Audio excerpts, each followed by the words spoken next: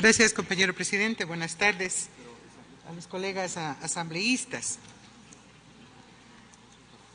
Comparto el hecho de destacar la integralidad de estas reformas contenidas en este informe de la Comisión de Justicia. Reducir a un solo tema sería invisibilizar la importancia que tienen otros.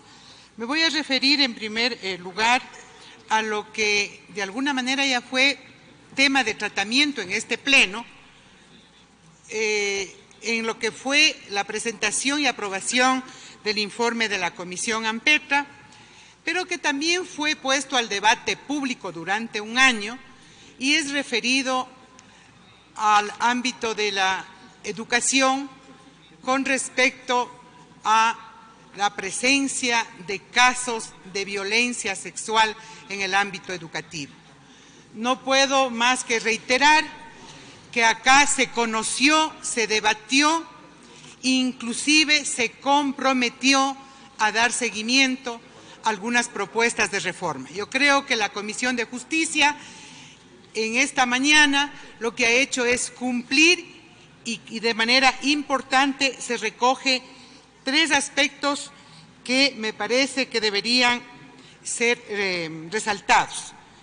Uno de ellos es la inhabilidad para el ejercicio de un cargo a quienes hayan cometido especialmente delitos de violencia sexual contra niños, niñas y adolescentes. Hay un tema que se planteó acá como muy evidente y como la causa del ocultamiento de una realidad lacerante en contra o, diría yo, en una clara violación de los derechos de nuestros niños, y es precisamente la falta de denuncia. Por lo tanto, voy a insistir en que esta debería ser incorporado en esta reforma al COIP cuando existe precisamente en el Código vigente ya una sanción ante la falta de denuncia para el caso de los profesionales de la salud. La propuesta de manera concreta, compañera presidenta de la Comisión de Justicia, es incluir también en el ámbito educativo y obviamente esta sanción debería ser la misma, que en este caso entiendo es de 2 a 6 meses. Porque de hecho esto permitirá recoger una de las falencias, de las omisiones, que lo que conllevaba era a naturalizar o lo otro, a tapar lo que en definitiva era una violación contra los derechos humanos de la niñez. Entonces, de manera concreta, me parece que la inhabilidad para el ejercicio del cargo debe ser apoyada y principalmente no solamente para el caso de los profesionales en el sector público. Cuando se trata de temas de salud y de educación, deben incorporarse para los profesionales también en el ámbito privado. La falta de denuncia, tranquilamente en el artículo 276, podría ser la alternativa que involucre no solamente a los profesionales de la salud, que ya se encuentra normado, sino también de que se amplíe para los profesionales del sector educativo. El tercer aspecto que me parece fundamental que planteó la Comisión Ampetra dentro de sus conclusiones es el juzgamiento en ausencia para delitos contra la integridad sexual contra niños, niñas y adolescentes. La aprobación de la consulta popular sobre la imprescriptibilidad de delitos contra la integridad sexual tenía un objetivo, que era básicamente acabar con la impunidad. Y cuando tenemos casos que fue evidenciado en el informe de la Comisión Ampetra, en que los juicios o los procesos eran suspendidos por la falta de presencia del encausado, esto equivale necesariamente a entenderlo así, un mecanismo para la impunidad contemplado en una norma. Por ello es que este juzgamiento en ausencia por delitos contra la integridad sexual contra niños, niñas y adolescentes, debe tener esa especificidad. No puede entenderse de otra manera porque existen los casos de delitos como el peculado, que ya lo contempla la propia Constitución, pero que para el caso de delitos contra los derechos de los niños, niñas y adolescentes, no estaría inmerso. Por lo tanto, debe señalarse de que el juzgamiento en ausencia contra estos delitos de la integridad sexual contra niños, niñas y adolescentes debería estar de manera específica. Incluir el principio de interés superior del niño dentro del COIP debe ser una de las tareas pendientes, diría yo, para que en el informe a segundo debate podamos realizar una revisión y garantizar que las recomendaciones hechas por el Comité de los Derechos de los Niños se pueda cumplir cuando tengamos establecidos procedimientos más ágiles y con la especificidad que requiere cuando precisamente las víctimas son niños, niñas y adolescentes. Finalmente, normar la aplicación de la imprescriptibilidad de delitos sexuales conforme fue el mandato popular en febrero pasado. Está pendiente una respuesta y esperamos que una vez que se reinstitucionalice especialmente lo que es la justicia constitucional, podamos tener una base que nos permita cumplir con ese mandato que aún está pendiente. En el artículo 65, para este objetivo, se está planteando algo que fue propuesto, entiendo fue por la compañera integrante de la Comisión AMPETRA también, la asambleísta Lourdes Cuesta. Es imperioso contar con el registro de sentenciados por delitos contra la integridad sexual y reproductiva.